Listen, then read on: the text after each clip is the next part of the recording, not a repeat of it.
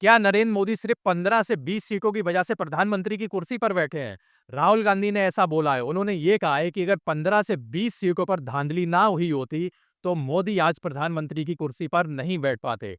आपको बता दें, राहुल गांधी ने यह भी कहा है कि 15 से 20 सीटों की बात नहीं है। जब उन्होंने अपनी टीम द्वारा इन्वेस्टिगेशन कराया, तो इन्वेस्टिगेशन में जो बात सामने आई, उसमें यह पाया गया कि लगभग 80 से 100 सीटें ऐसी हैं जिसमें धांधली की शिकायतें सामने आई हैं और जिसमें धांधली के सबूत उन्होंने इकट्ठे किए हैं।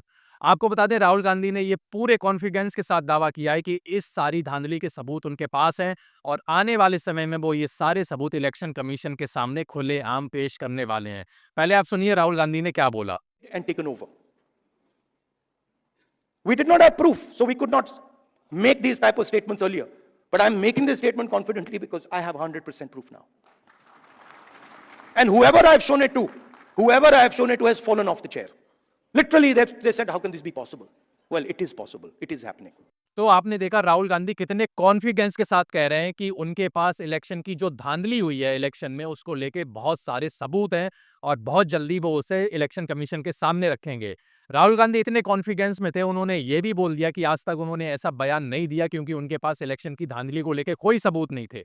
लेकिन अब जब उन्होंने सारे सबूत इकट्ठा कर लिए हैं, वो उसे बहुत ही जल्दी सबके सामने पेश करेंगे।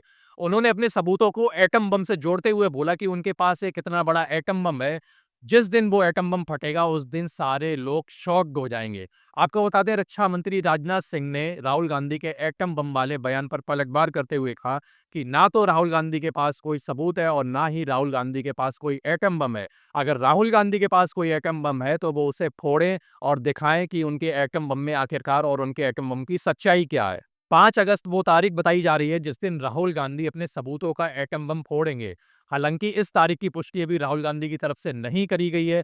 उन्होंने कहा है कि जब उन्होंने अपनी टीम से इन्वेस्टिगेशन कराया और जो बात सामने निकल के आई, जो रिपोर्ट सामने आई, उसमें पाया गया कि लगभग 1 से 1.5 लाख वोटर्स ऐसे थे जिनके नामों के साथ हेरा-फेरी हुई, जिनके नाम इधर से उधर किए गए और जिनकी फोटो भी मिसमैच करी गई। फोटो को भी इधर से उधर करके इलेक्शन में धांधली करी गई, ऐसा राहुल गांधी आरोप लगा रहे हैं। उन्होंने कहा अब यही खेल इलेक्शन कमीशन अब बिहार में करने वाला है क्योंकि यही खेल इलेक्शन कमीशन ने महाराष्ट्र में भी किया था। राहुल गांधी ने बोला है कि वो इस मुद्दे पर शांत नहीं बैठेंगे। बिहार विधानसभा का चुनाव नजदीक आ रहा है और इलेक्शन कमीशन फिर भारतीय जनता पार्टी को जिताने के लिए ऐसी धांधली करेगा। उन्होंने कहा कि इलेक्शन कमीशन के जो भी अधिकारी ऐसे कामों में संलिप्त हैं, उनको ढूंढ-ढूंढ के निकाला जाएगा और जो भी अधिकारी रिटायर हो गए हैं, उनको भी ढूंढ के निकाला जाएगा और उनको उनकी सही जगह दिखा दी जाएगी।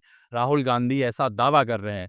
तो बिहार में विधानसभा चुनाव होने वाले हैं और उसके बाद यूपी में भी चुनाव है। इसको लेके राहुल गांधी और विपक्ष के नेता इलेक्शन कमीशन में जो धांधली के आरोप लगते रहे हैं, उसको लेके अब काफ़ी सीरियस दिखाई दे रहे हैं, खासकर राहुल गांधी। क्योंकि बिहार में इस साल विधानसभा चुनाव है, राहुल गांधी इलेक्शन की धांधली को लेके एक्टिव हो गए हैं और उन्होंने कहा है कि अगर बिहार में ऐसी धांधली होती है, तो आने वाले समय में आज नहीं तो कल इलेक्शन कमीशन में जितने भी अधिकारी हैं, जो ऐसे काम करते हैं, उन्हें खून-खून के राहुल गांधी निकलवाएँगे और उनको उनकी सही जगह पहुँचा दिया जाएगा।